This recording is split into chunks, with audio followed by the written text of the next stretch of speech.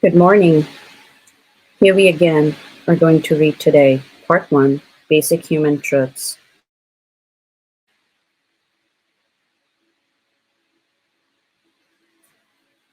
by Mark Nepo, the book called Drinking from the River of Light.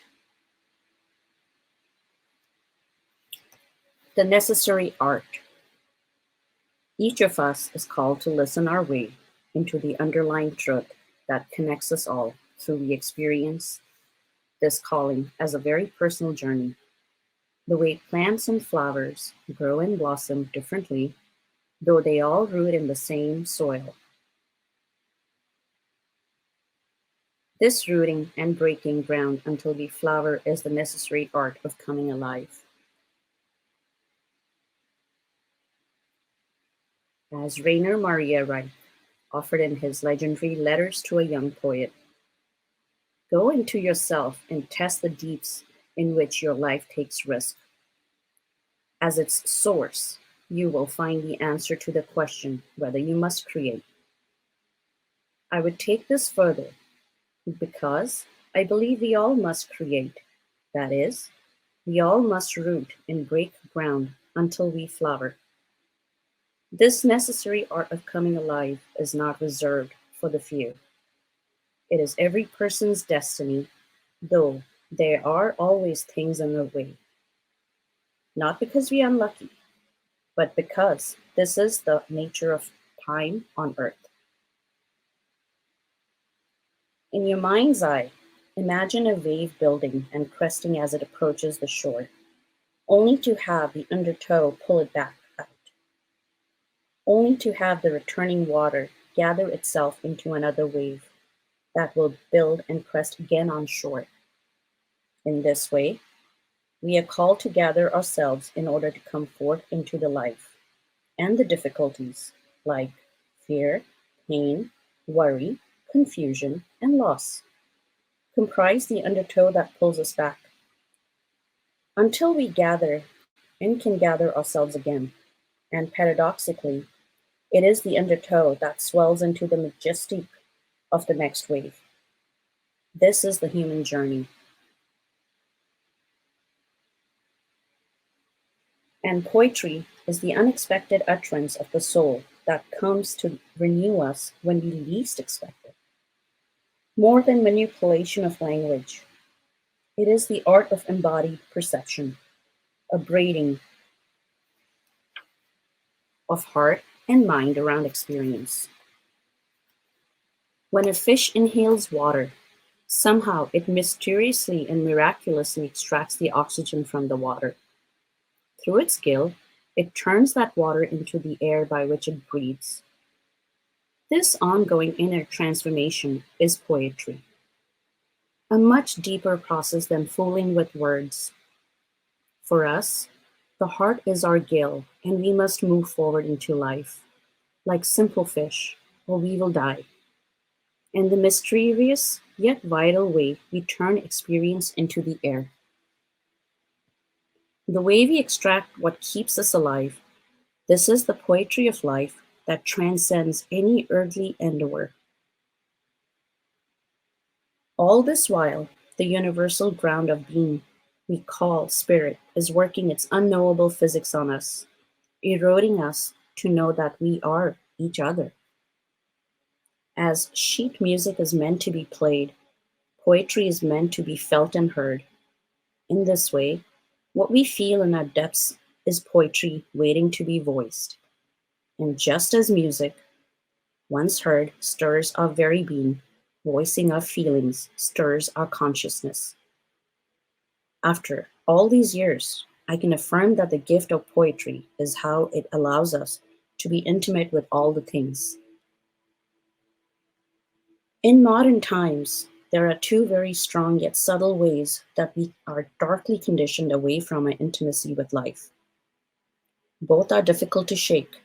One is the manufacturing mindset, by which we turn everything into a product: our time, our love, our dreams, our worry, our fear, and our art. The other is the way we are taught to place ourselves with authority at the center of all existence.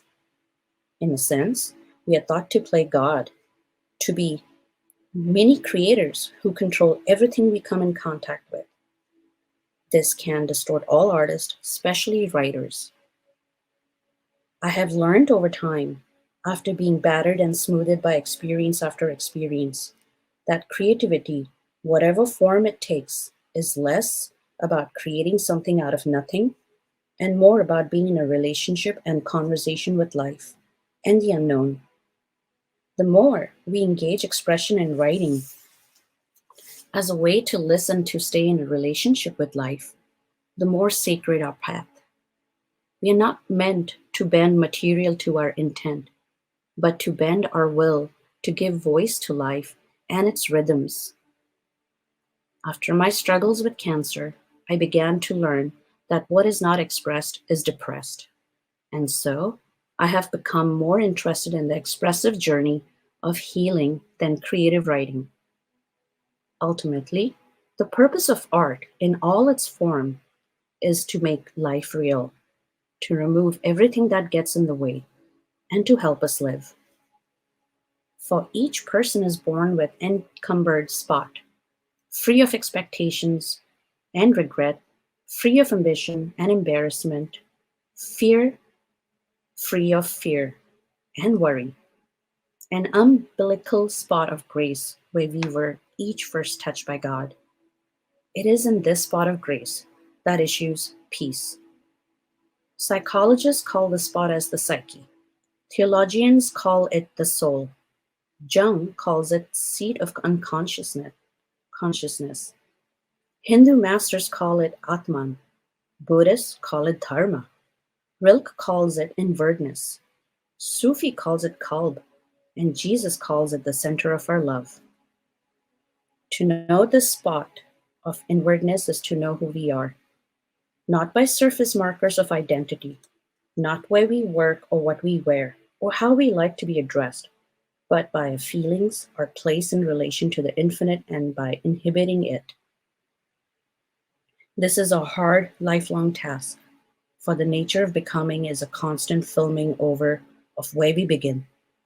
While the nature of being is a constant erosion of what it's not essential, each of us lives in the midst of this ongoing tension, growing tarnished or covered over, only to be worn back to that incorruptible spot of grace at our core.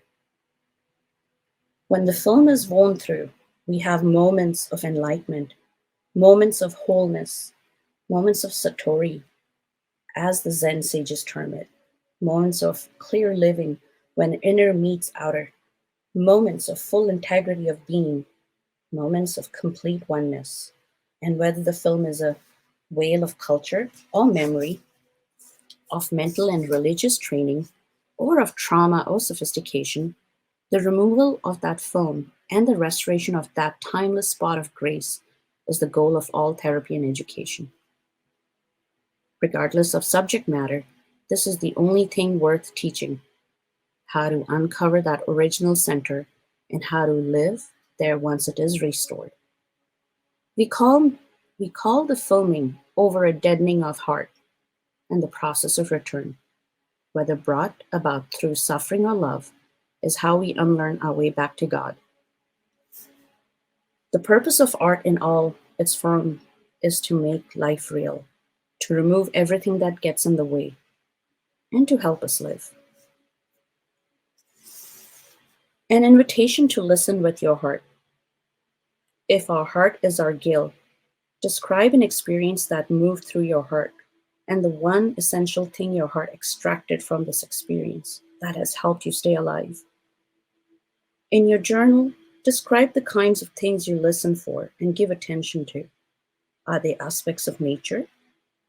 Are they pieces of music? Are there stories of certain people in your life? In conversation with a friend or loved one, discuss how the nature of how you listen has evolved over the years.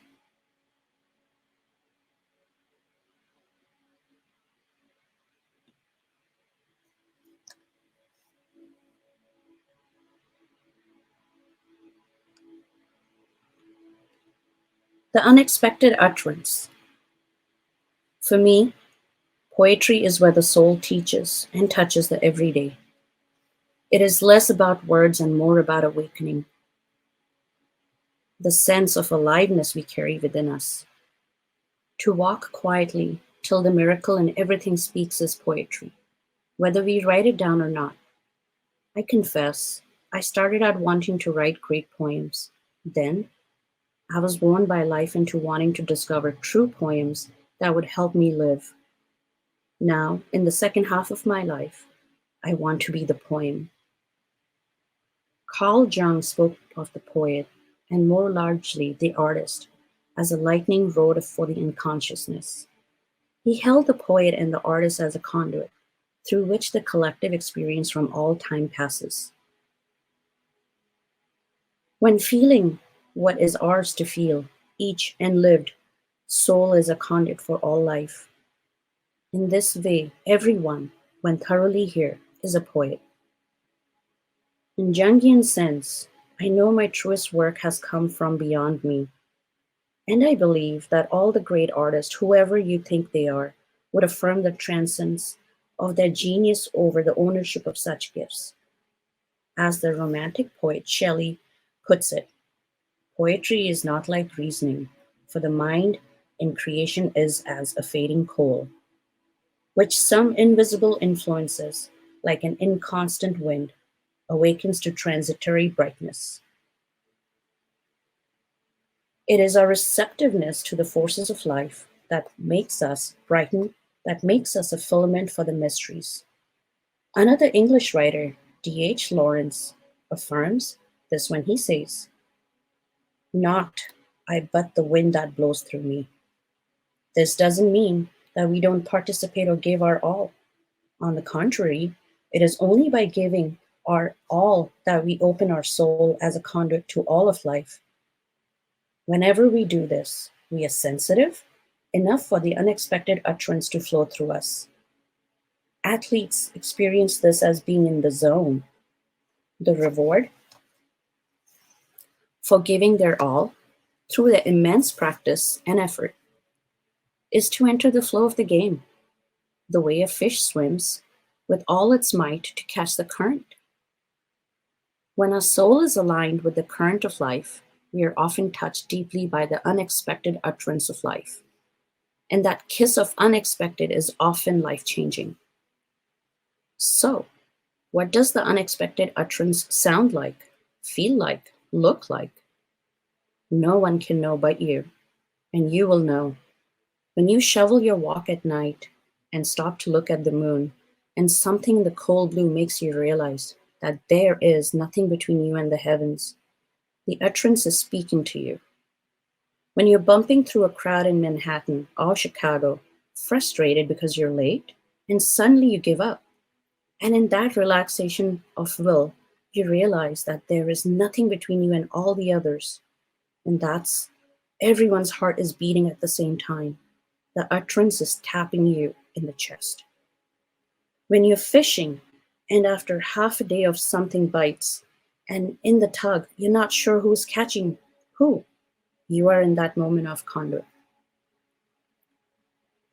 When you breathe fully after the torque of sudden pain, or stop crying after being punctured by grief, the unexpected utterance has touched you at the core. And after that recurring fight with your partner, when you fall apart while watching them breathe in their sleep, your love is in the utterance. In truth, the inexplicable utterance can appear at any time in any form. It brings us closer to life. It makes us remember that there is nowhere to go. And when the same red bird seems to be following you through that seems impossible because you're seeing it in different cities, the unexpected utterance is telling you to stop running. And when the sax player in the second set exhales a soft minor chord that makes it harder to put your mask back on, the unexpected utterance is telling you to stop pretending. And when you hold your father's hand as he's dying and feel his father there, the utterance is showing you what outlives us all. When fully present and working with what we are given, we are compelled by the current of the mysteries. which informs the heart of our being. The way wind ripples through a lake. When touched deeply enough, we are compelled to make a difference where we live, which is at the heart of our doing. Then we stop in the rain without thinking to remove a fallen tree from is blocking the road. The novelist David Gutterson, author of Snow Falling on Cedars, confirms this when he says, I write because something inner and unconscious forces me to. That is the first compulsion. The second is one of ethical and moral duty. I feel responsible to tell stories that inspire readers to consider more deeply who they are. And when the stories weave and knit us together, it is the unexpected utterance that is the thread. So, never dismiss the fleeting moments of connection, no matter how they defy ordinary logic. The moment that touches everything is the exhaler of the gods, who, having to leave this world, put all their godliness in that recurring moment. When feeling what is ours to feel, each enlivened soul is conduit for all of life. In this way, everyone, when thoroughly here, is a poet.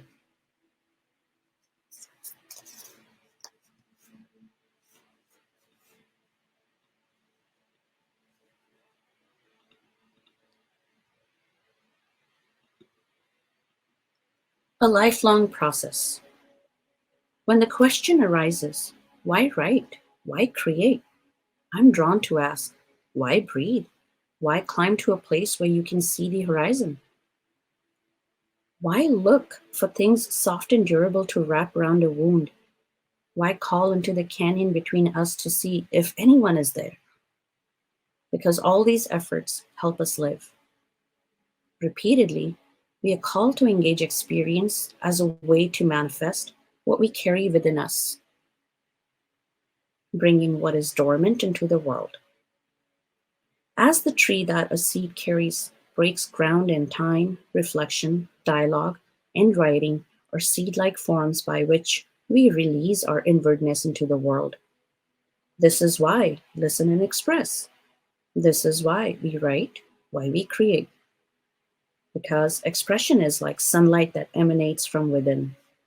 It causes the soul to blossom in time.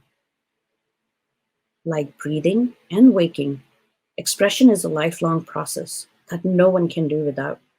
So when you engage in a personal form of expression, you're watering the seeds of your soul.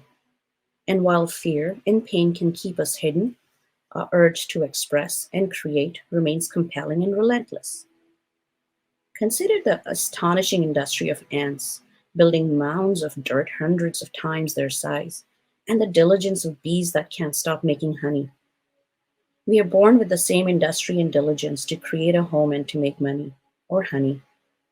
We do this to stay alive and to keep universe connected and growing. There are many examples of our irrepressible urge to create and express. Consider the massive expanse of Buddhist temples built in the 5th and the 6th centuries in the Shanxi province of China, known as the Yanggang complex. This remarkable set of creations is composed of 252 grottos with 53 sanctuaries and more than 51,000 Buddha statues. Some cave temples are small retreats intended for individuals. Others are large compounds with multiple caves filled with sculpted and painted images, as well as living quarters for monks and guests that include libraries and kitchens. Unlike the pyramids and the Great Wall of China, which were built by forced labor, the Yanggang grottos were created by paid labor, largely under the supervision and patronage of Emperor Xianwen of Northern Hui during the Tai period, 477 and between 499. From space, these grottos must seem like the most elegant of human anthills. A more contemporary example of a tireless urge to express is the communal creation of the AIDS Memorial Quilt, conceived in 1985 by Cleve Jones in tribute to San Francisco's Supervisor Harvey Milk and Mayor George Moscone, who was assassinated in 1978. In time, adding to the memorial quilt became a way for those overwhelmed by the loss to keep their loved alive while stitching their grief together, and the tapestry revealed and strengthened as underlying kinship. After 40 years, the memorial quilt continues to grow and now consists of more than 48,000 individual panels created by more than 94,000 people. The quilt, sheltered in a warehouse in Atlanta, weighs close to 54 tons. On an individual level, we can look with awe to the French imperialist impressionist Camille Pissarro, who pioneered painting outdoors, ever fascinated with rendering the effects of light. Pissarro created hundreds of landscapes.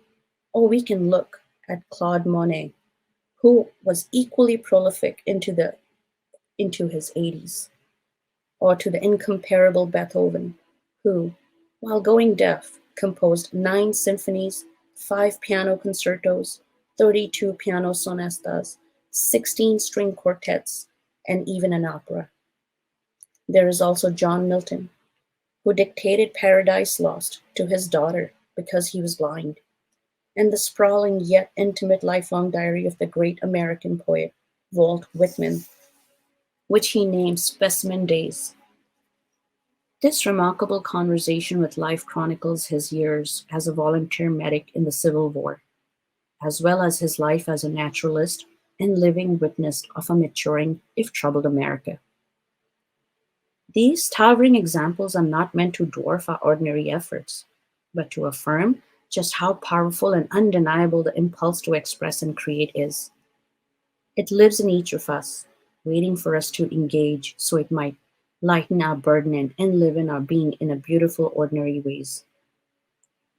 The way my wife Susan extends infinite care in choosing gifts that will speak to the soul of those she loves. The way my friend George cared for his mother in her final days. The way a single mom I know built a treehouse for her little boy. Yet, there is a dark busyness that can complicate our urge to express and create.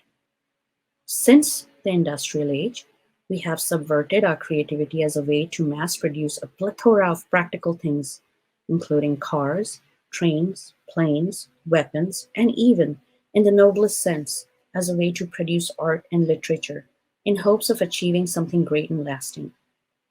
And though the gifts of progress are indisputable, none of our achievements is as important or sustained as our inborn capacity to come alive, express, and stay connected. It does no good to build a house if there is no one to live in it. Under all that we build, there is a vibrant sphere of expression that doesn't result in any tangible creation. These efforts lead us to the small transforming epiphanies that clear us out, until the still jewel of a moment at the end of every storm has us blossom into how rare it is to be here at all. This is the quiet and indestructible reward for all introspection, the filament of being that hushes us to bow and help each other up, whether we know each other or not. This hush of simple being is worth of all our dreams of achievement. This is why we write, why we create, because expression is like sunlight that emanates from within. It causes the soul to blossom in time, yearning to be.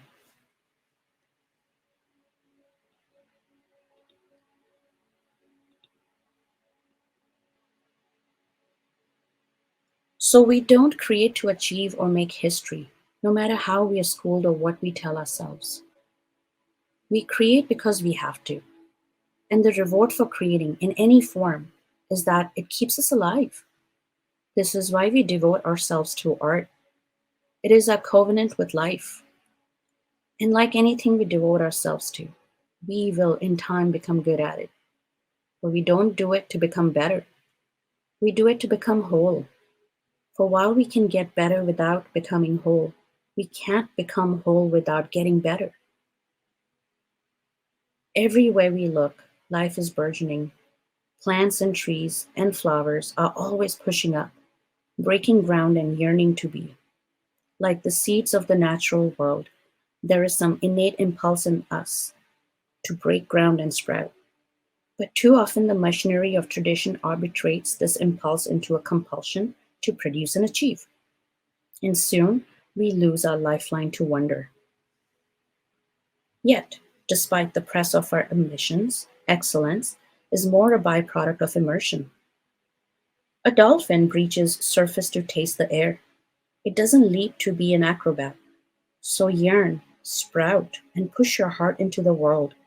Immerse yourself and live. More than accomplished artists, the world needs impassioned creators to dive and break surface. We create because we have to. This is why we devote ourselves to art. It is our covenant with life. Lifting veils. What was any art but a mold in which to imprison for a moment the shining, elusive element which is life itself? Life, hurrying past us, running away, too strong to stop, too sweet to lose. By Villa Catcher. In my 20s, I lived under a veil of neediness that came from feeling unworthy. I could never be certain that I was loved, and so I worked very hard to be indispensable to others, hoping to make myself needed. Then, I thought, those I cared about would have to love me. It was almost dying of cancer in my 30s that ripped the veil of neediness from me. Breathing in the hospital at night after surgery, I saw the world without veils. I suddenly heard the others breathing around me. For the first time, my simple breathing was not enough. I didn't have to do anything to be loved. Suddenly, being human was being a piece of nature. I doubt if a fish or a bird or a fox feels unworthy. I was alive in a quiet way I'd never been aware of. And since then, I have learned that life covers us with its veils, and living those veils. And we must remain devoted to the lifting of veils.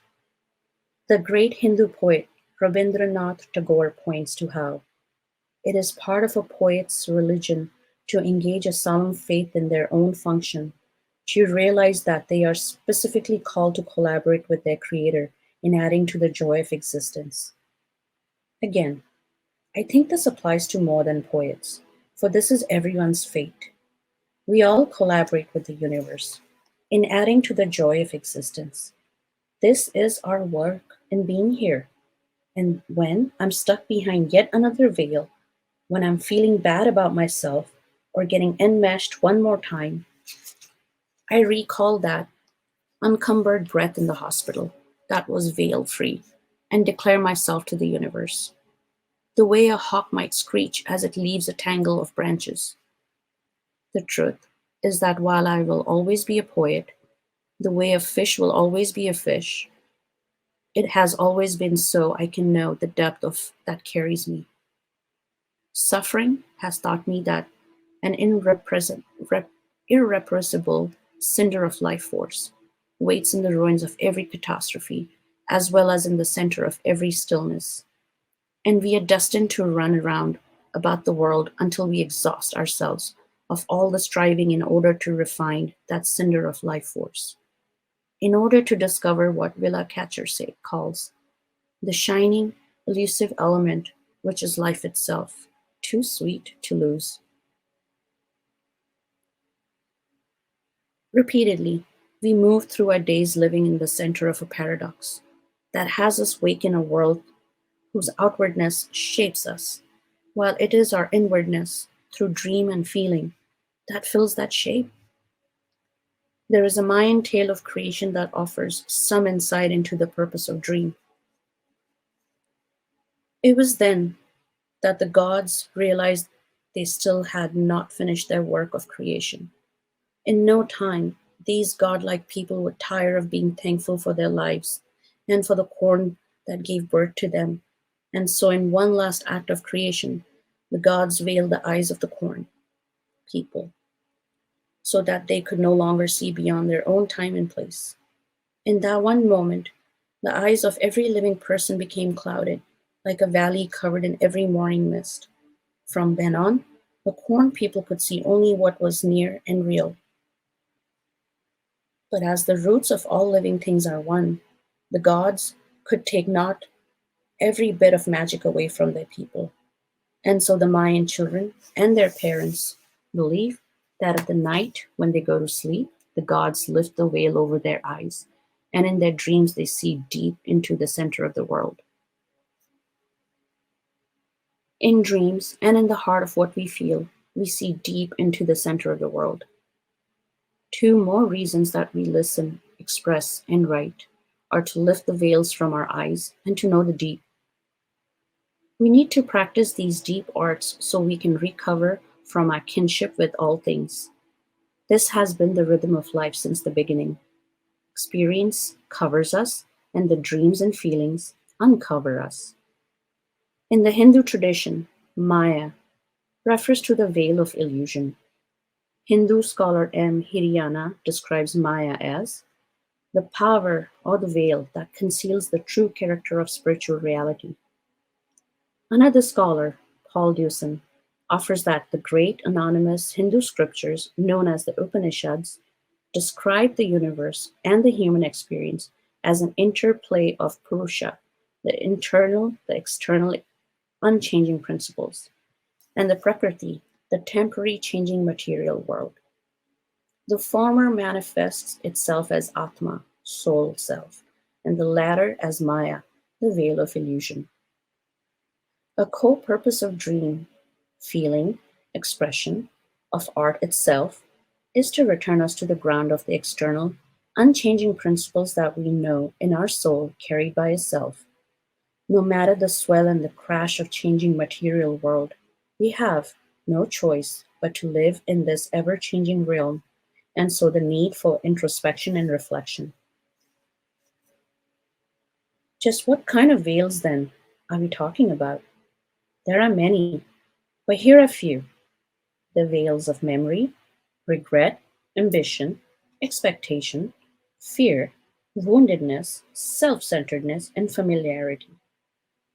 Consider the aging athlete who having gone lame, sees the entire world through the veil of lameness, or the insecure executive who feels certain everyone is judging him behind this back, and how he sees the world through the veil of distrust.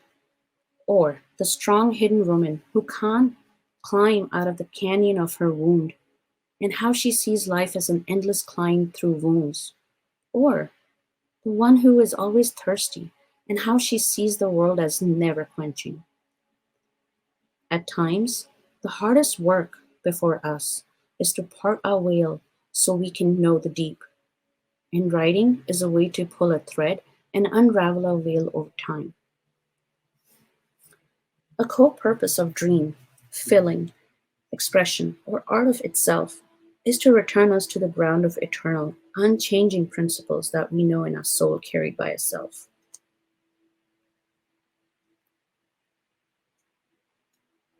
The gift of vision.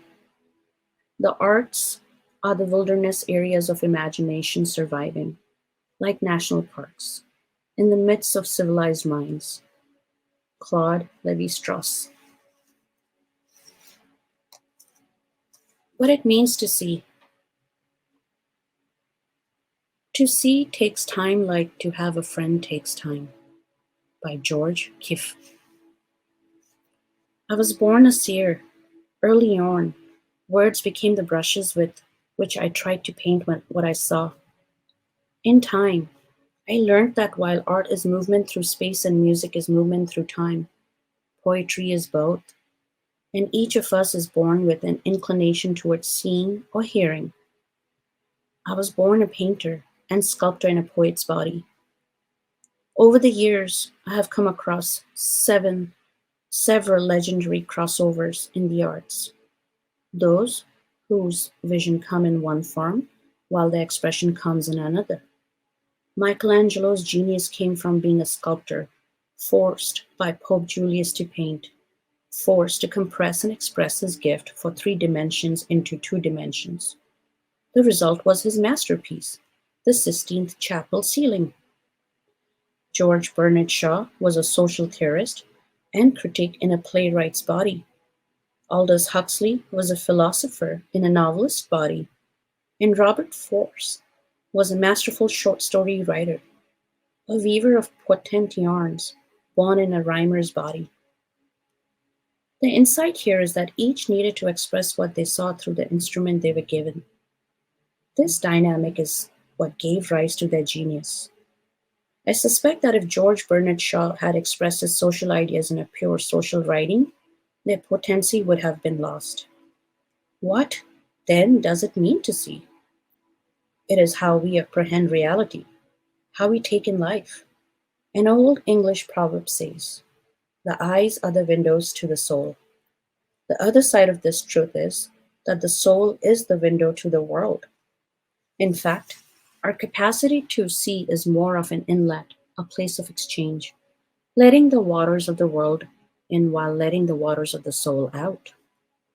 More than anything, seeing is about receiving, the way early photographs would receive images from the world, and in the dark they would slowly develop. This is why stillness and quiet allow what we see and receive to develop within us into patterns of insight and understanding. And the reflection and expression through writing is a timeless way of developing what we see and receive. An early seeing of for me happened on a Greyhound bus from Boston to upstate New York in my 20s. I was returning to college from a visit with my aunt and uncle. I was lonely and confused by my mystical sense in a pragmatic world. Staring out the window, I began to see the passing fields of trees as subtle, rooted dancers who outlive us. They were swaying to reveal the world, the wind. They were asking for my attention. When I gave it, they began to show me how spirit moves through us to be seen in the world. Suddenly, I was seeing all the trees swaying at once. I no longer felt alone. So, the gift of vision is that it brings us insight and company when we least expect it, and we don't dismiss what we see. One of the strongest distractions from the gift of vision is our insistence on seeing what we are hoping for instead of what it is actually there. I learned this a few years later when I had a dream, an inner form of seeing in which I was seeking an audience with the great Chinese poet Tu Fu. I searched for him everywhere. I was told he was returning from a long trip. I climbed a nearby mountain, and there he was. I was going up, he was coming down. I wanted to ask him about fame and greatness and the mystery of all that can't be seen. He was returning to the world to find his family. I was awkward and afraid to ask my questions.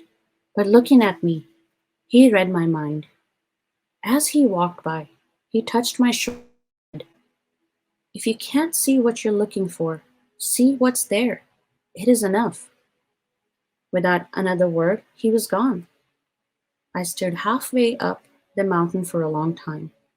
At last, I decided to come back and live in the world, a decision that had shaped the rest of my life.